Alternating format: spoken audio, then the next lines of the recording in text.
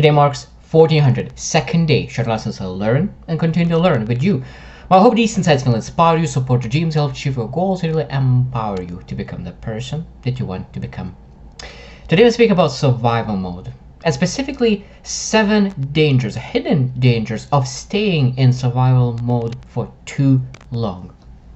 I think sometimes it's great to be in survival mode, like of course if it's a massive storm, of course we want to be in survival mode and act differently than we going through the beautiful day. And I think that I have heard the analogy and really loved it, that when you're going in a fog, when you're driving a car in a fog, you probably will drive very slowly because you don't see far away. But then you're driving in a beautiful day, you see clearly the path is straight, you're just going very, very fast. Exactly the same in storms. During storms where there's a massive wind, you're going slower because you don't want to end up being somewhere that you're not able to really potentially recover. And I think that I love another analogy in a story about buffaloes and cows. Cows runs away from the storm, and they run and run and run and try to really run away from the storm, and that storm catches up to that cow, and cow is already tired. While buffaloes are totally different. Buffaloes are built differently, and they go into the storm. It probably be harder for a short season, but they will come out of that storm much, much faster. So I think that in life we need to understand that we are able to choose the same thing. We're able to be buffaloes, or we're able to be cows. We're able to run away from storms and keep ourselves in that survival mode for a week, for a month, for a year, for a decade. Or we're able to be buffaloes and going into that storm and potentially be in survival mode of that storm, but knowing that that storm will bypass you and you going through it rather than just run away from it. So what are the hidden dangers of staying in survival mode for too long? So number 1, it shrinks your sense of self. It shrinks the sense of self. And what do I mean by that? I think that's when we are in survival mode, we do not act in our best capabilities. We act in our weakest point. And because we do not act in our highest possibilities, we sometimes start to believe that this is what we are, this is who we are. But it's not who we are. This is just how we operate at survival mode. And that's me, of course, I think that we always need to remember that how we act in survival mode is not who we truly are. This is just how we do things, how we act, how we execute in survival mode. And we sometimes need to ask ourselves, how do I execute? Do I strive? Do I survive? How do I feel about my emotional, mental, physical, financial well-being? And it might be that, okay, like I see that I'm not doing very well emotionally, not mentally, not neither health is taken care of, and not neither finances. That means that it might be that you're survival mode, and when you think about your expertise and your execution right now, it might be is lower than it could be because you just are in that survival mode, and that staying long in that survival mode could really shrink the vision of yourself, and that's again potentially hidden truth. Number 2 is it creates a false god, and that is fear of God. Fear of, and God could be, and fear could be that create God of fear. That means that everything what we do is fearful. Change, fear. Trying something new, fear. Stretching yourself, fear. Everything what we potentially could do is fear because we get used to doing things. We used to be in that comfortable box. The longer we staying in a comfort, the harder it gets to get out of it. So that means I think that is a great analogy, that what you don't use, you lose. What you don't use, you lose. So that means if you don't use your courage, you will lose it. So it means if you don't use courage for a long time, it means that the level of courage that you still have in your mind, the courage as a skill set, as a muscle, is deteriorated. So it means when you go in the survival mode, you have much more of confidence, much more of courage, much more of a lot of different skill sets. So when you come out of survival mode, most likely all those levels that was courage, confidence, will be lower than you came in survival mode. and need to be aware of it, because when you will start something new, you will need to really execute on things with the lower level of your muscles, of your skill set. But the longer you wait, the harder is to really execute, because the fear comes into place, because the fear sometimes is coming up because we just do not have the courage, we do not have the confidence, we do not have those skill sets. And I always say that there's two levels: there is fear and there is courage. When you have massive courage, the fear doesn't matter at some point. But of course, we're able to reduce the fear, and it means we need less of courage to really pursue the dreams that we have set for ourselves. Number 3 is it slowly erases your imagination. It slowly erases your imagination. Creativity. I think survival mode trains us to think in terms of the past. What happened in the past, and really follow the footsteps of the past.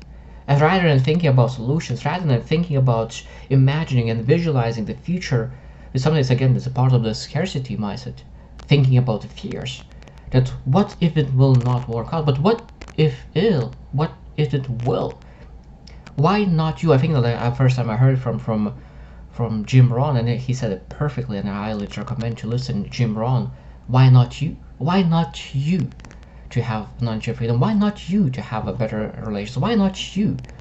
And when you start to question that, why not you? Like, you don't find a lot of great answers for that, because you are capable of more. Just we need to really have that imagination. And the longer you stay in survival mode, the more we lose it. Again, this is when you don't use it, you lose it. If you're not using your imagination to create your life, because we need to create our life based on imagination, not based on the past. This is a massive thing. I think when I think about the future and the vision, we need to create our vision based on imagination, not on the past. That's how like Ford create cars, not improve the horses, because he was looking into how we could really use imagination to create a totally different market. And I think that's the beautiful thing. Number 4 is it disconnects you from time. It disconnects you from time. So it means when you are surviving, you live in urgency mode, in just right now. And that's again a part that you're not able to imagine any better tomorrow. So when you live in survival mode, you think it just right now. What is urgent right now? And do all the things. And what is happening when you live urgencies? Barely urgencies aligned with priorities. Barely. And I think that 99% of people live in executing on urgencies. But when we really pursue priorities and really have priority management rather than time management, we start to really pursue bigger things in our lives and achieve bigger things in our lives.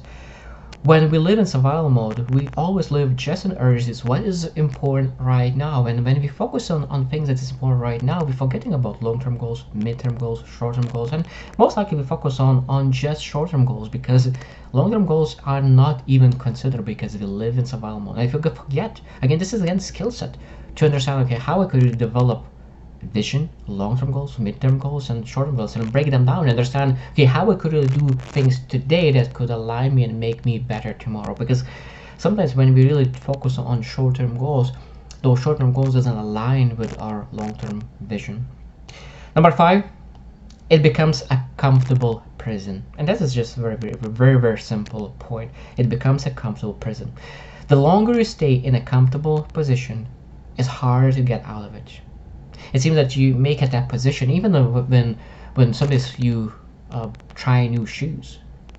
And I think that sometimes you just don't like those new shoes, but those shoes after a while become so comfortable that you don't want to really buy even new shoes, because those old shoes become so comfortable, so ingrained with your feet, it seems that you just don't want to throw it away. So it means when you think about new shoes, they could be better, faster, stronger, but you don't want them because, again, you know that you will need to go through pain, potential through pain, to really get comfortable with those shoes. And again, that's exactly as with any kind of comfort zones. I think that we need to understand that comfort zones are with everything, with our mental capacity, with our emotional capacity, with our finances, with our spirituality. And that means that we need to really expand ourselves, and sometimes we get comfortable in that one level because we know everything in this field. And I think that when we're in survival mode, we want to really familiarity the most. We don't want anything else, just familiarity and comfort. And that's why it's like a very bad to really stick in that comfort zone for too long, survival mode too long. Number 6, it starves your spirit of wonder. It starves your spirit of wonder. And this is a big one, because I think that if you do not pursue something, if you do not experience something, you don't have that emotional wonder, of that awe, of that meaning, or the purpose. There's so many emotions are left behind because in that survival mode we're doing the things that we did before over and over and over again. And we miss out on so many opportunities to experience of emotions, to share emotions. I think that's one of the probably the saddest parts, because we're living a lesser life because we live in survival mode, and we forget how important it is to really try new things, experience new things, explore things, and have that adventure in our life. And again, this is again when we stay too long in survival mode, we miss out of opportunity, of spirit, of wonder of life. Number 7 is that it blocks the transformation hidden in suffering. And this is a huge one. And this is a huge one for people who are ambitious, who want to pursue massive things in their lives. Because when you think about really building your character, developing yourself as a person, becoming a better leader, influence more people, have more wisdom to add value to people, we want to really understand that it will be some suffering included. Not just suffering, but will be include some suffering through the meaning, through the purpose, through everything, just to make sure that you're able to develop necessary traits in yourself to add value to people.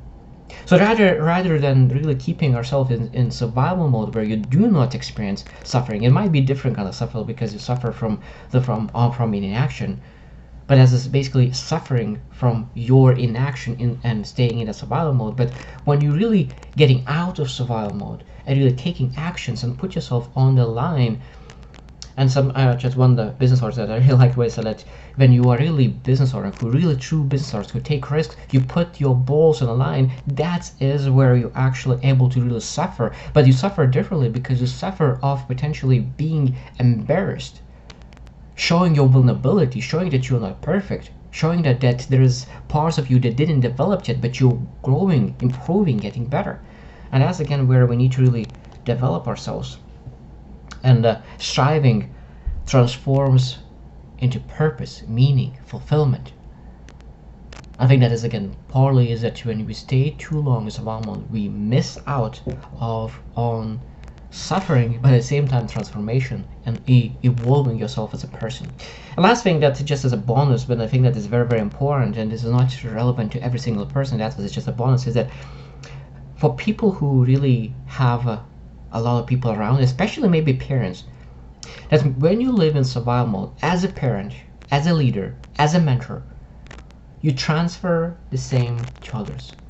People don't do what you said them to do, but people do what they see what you do. So you staying in survival mode, you're teaching your kids to stay in survival mode. You not changing your life, you're teaching your kids not to change their lives as well. You want to say like, oh, change your life, to improve your life. It's easy to tell that. It's easy to tell that. But harder is to really do the necessary action steps to really show how it's done. So in the future, don't ask questions like when you look into your kid and is doing the same as you do, don't ask where that came from. I thought that they will be better because they saw me not getting better. No, if you will stay in survival mode, most likely high chance that they will stay in survival mode as well. If you not pursuing your dreams, there's a high chance that they will not pursue their dreams as well. So if you want to pursue, if you want your kids, your mentees pursue their dreams, pursue your dream. That's the best advice that I could give to any person. If you want someone who really care about to do something about their life, show them example, lead by example, and really transform, and don't allow yourself to stay in that survival for too long, because that impacts not just you but people around you as well. I think that's is one of the biggest motivation to really change and getting out of survival mode, because you know the impact that you do to other people around you.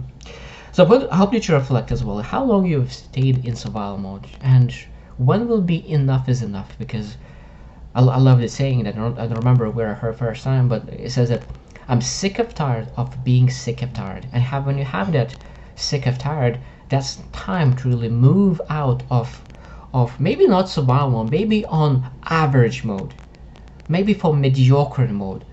Maybe it's time to move to really striving mode, just to make sure that we're able to elevate our game to a new level, just to make sure that we're able to achieve more and really have more fulfilling life. At the same time, as I said, very important that we're able to improve people around us. So I hope you choose to win, and see you tomorrow.